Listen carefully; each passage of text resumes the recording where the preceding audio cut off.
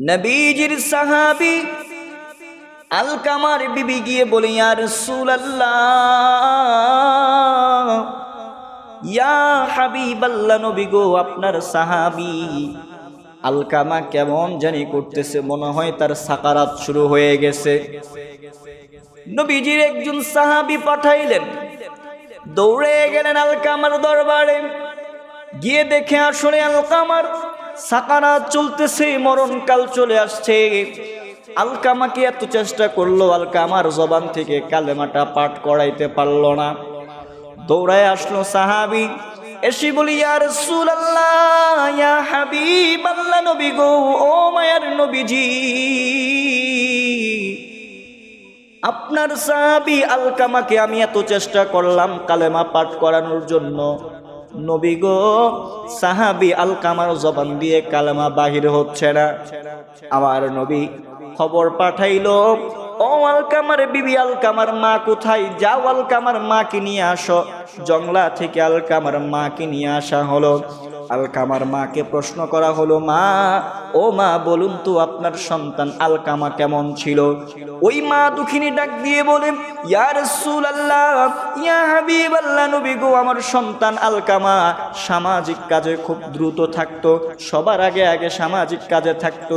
যে কোনো সময় ইসলামিক কাজে বলুন, ধর্মীয় কাজে বলুন, সামাজিক কাজের জন্য যে কেউ ডাক দিলে আলকামা দৌড়ায়া যাইত।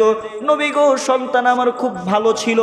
আমার নবী বলে, ও মা, আপনার সন্তান সামাজিক কাজে, ধর্মীয় কাজে কেমন ছিল সেটা জানার জন্য আপনাকে ডাকি নাই, আপনাকে প্রশ্ন করি নাই, আপনাকে প্রশ্ন করেছি আপনার সন্তান আলকামা আপনার সাথে কেমন ব্যবহার করত।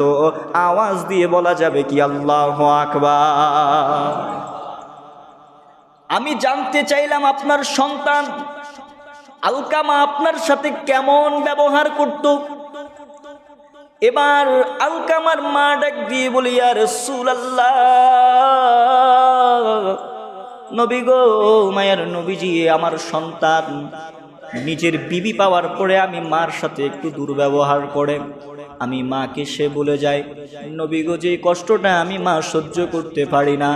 আমার নবী ডাক দিয়ে বলে, মা, সন্তানকে মাফ করে দেন। আলকামার মা, আপনি আলকামাকে মাফ করে দেন।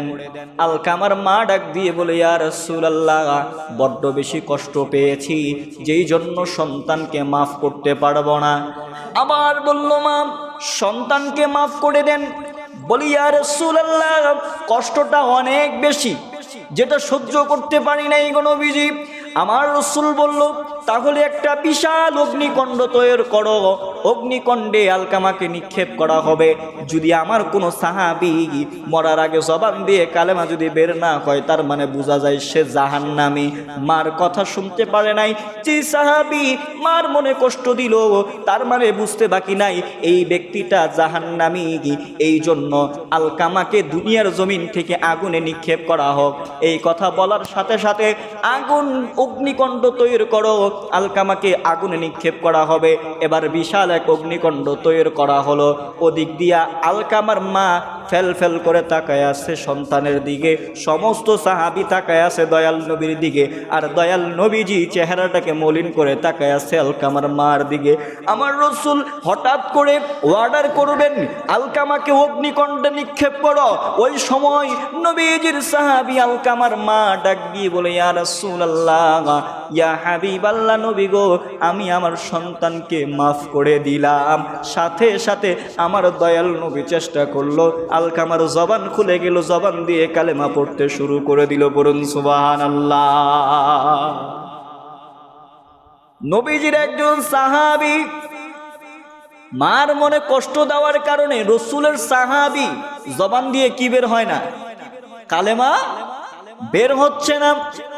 আর আপনি আমি কেমন লোক হয়ে গেলাম, আমলনামা খুললে শুধু গুনাহ আর গুনাহ, তারপরও মা বাবার সাথে ভালো ব্যবহার